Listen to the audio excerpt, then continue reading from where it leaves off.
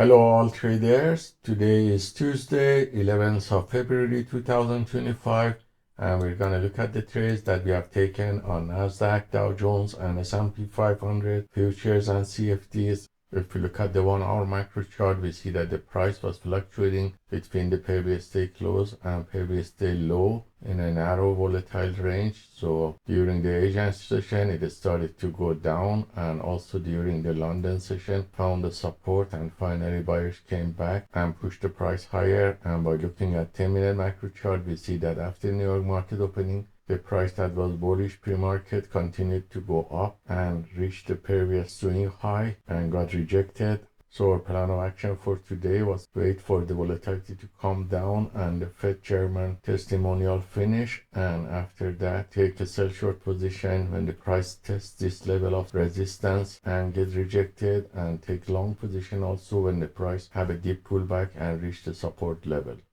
So that's what happened, and we waited, and around 11 o'clock when the price reached this area and got rejected here, as you see on the 1 hour chart on this candle, I took sell short position with setup B, C and T repeatedly on Nasdaq, and also S&P 500 that shows the same pattern, and this shows other sell short position still was taken and closed with profit. And the market had a deep pullback around 12 o'clock. And then buyers came back, and we see that on Nasdaq and also on S&P 500. So this wave here, when the price testing this level of support on S&P 500 and also Nasdaq. So I waited for volatility to calm down and took long positions with setup T on Nasdaq and S&P 500.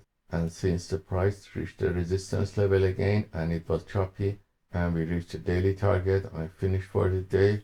And all these signals were copied by copy trader to multiple Apex trader funding accounts, and you see performance on one of these accounts that shows profit factor of 13.3, which is coming from 81% win rate, 100% from 2 long positions taken, and 77% from 9 sell short positions taken. The average win to loss ratio was about 3. The largest winning trade was 315, and the largest losing trade was $79. So that was the summary of the trades we have taken on some of the futures prop firm accounts.